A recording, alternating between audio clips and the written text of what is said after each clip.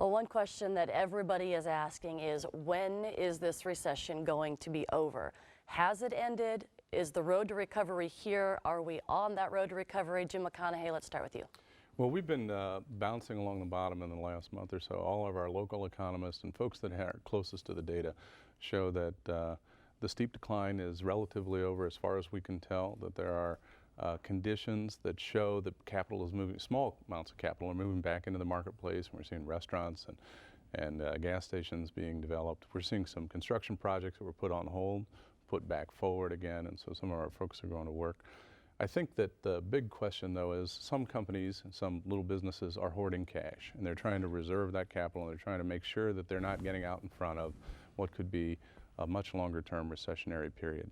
I think they're also trying to figure out who's going to be buying their goods and what those characteristics are as a recovery comes. We're looking at some sectors, education and healthcare, coming out of this in early 2010, where a number of other industries are going to be lagging significantly behind. Jim, do you have some ideas on the supplier side and where some of those pieces are coming together for recession? Yeah, I think one of the things that can help us a little bit in understanding the nature of this recession is, again, back to the speed of how fast the economies began to drop in the fourth quarter and first quarter. Almost, an unprecedented drop in real GDP growth. That creates a huge inventory cycle. So what we're experiencing this year at Caterpillar, both, our dealers are reducing their inventory levels. We're reducing our work in process inventory levels. And so the small business, if you will, key suppliers of ours, really catch the brunt of all of this. And so if you think about that, if our sales to end users just kind of flatten out in 2010, you get a significant increase in our shipments because the dealer inventory correction has kind of largely run its course in 2009, and you get, in our case, not only then we will be building more, so we buy more from suppliers, but we have reduced substantially our inventory that we had from suppliers. Our work in process inventories are dropping about $3 billion this year. So all of these things will could result in a 15 or 20% increase in shipments from our small supplier infrastructure all around the world, just to, even if sales to users kind of flatten out. So the nature of the recession, they fell faster and they'll come back up faster.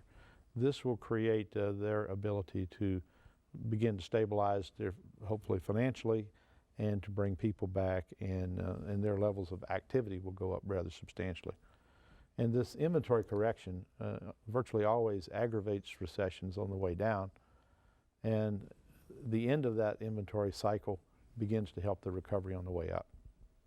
So do you think, Ray, that the U.S.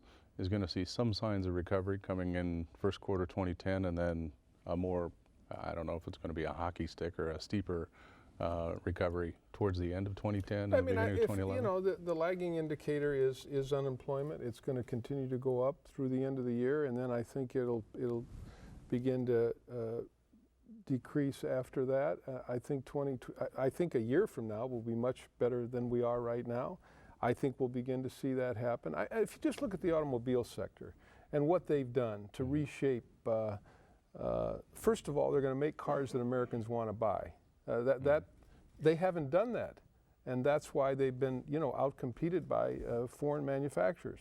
But GM, Ford, and Chrysler get it now, and that will help improve opportunities for small business and all the auxiliary opportunities. I think when you look at the international economy, which Jim knows a lot more about than probably anybody, but they're already starting to come back a little bit. That's going to help companies that do a lot of sales overseas. I mean, if you look at what's happening in China and Japan, they're starting to make a recovery. That will help us. And again, I think some of the housing industry has gotten the message that people aren't going to be wanting to construct the kind of homes that where they have to go to a lending institution and borrow way more than they can afford. And all of those things, I think, now are behind us. We've learned some very hard lessons in the housing industry, in the automobile manufacturing industry, in the international trade portion of our economy. And those hard lessons, I think, will lead us into greater prosperity and out of this recession early next year. Mm-hmm.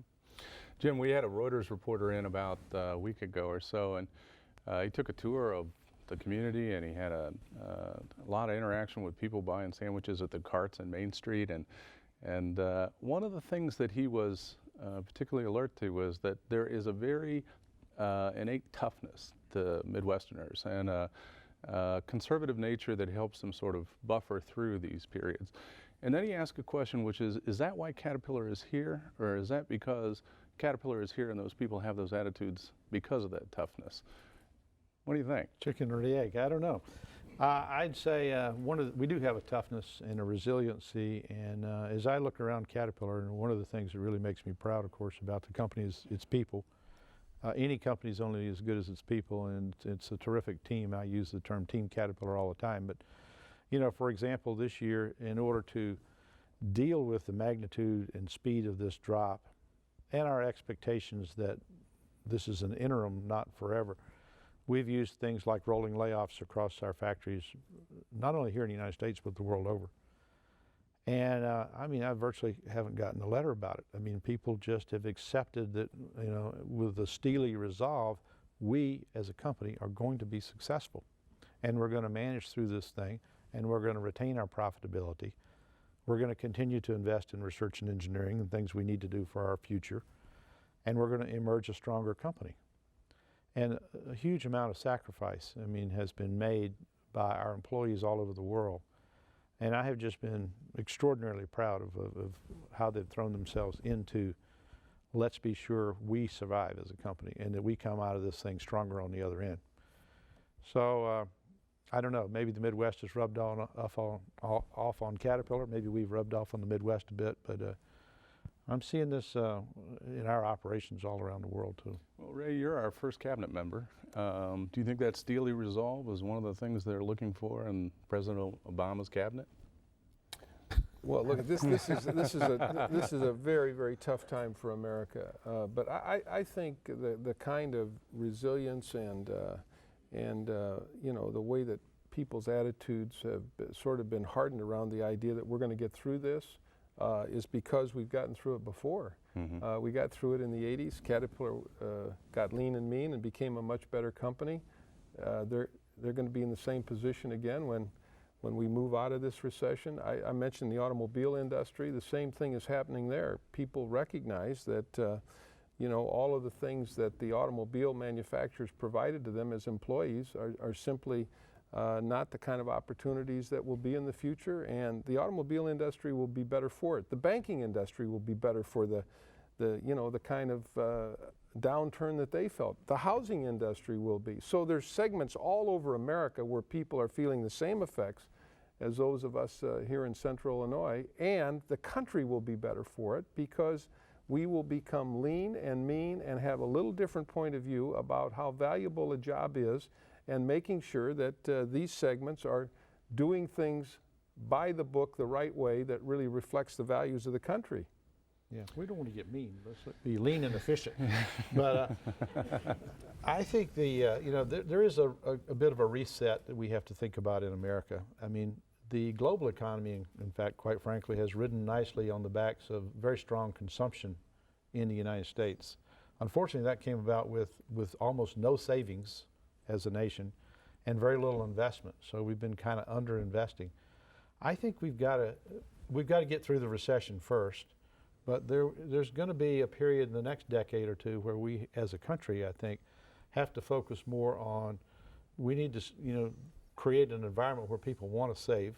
We're a little less over-levered, if you will, corporately and our households, and we invest more in productive capacity, and I think we've got to think about exporting more and being globally competitive. You're watching the Heartland Partnership's Insider's View, Our Road to Recovery. There's more to come.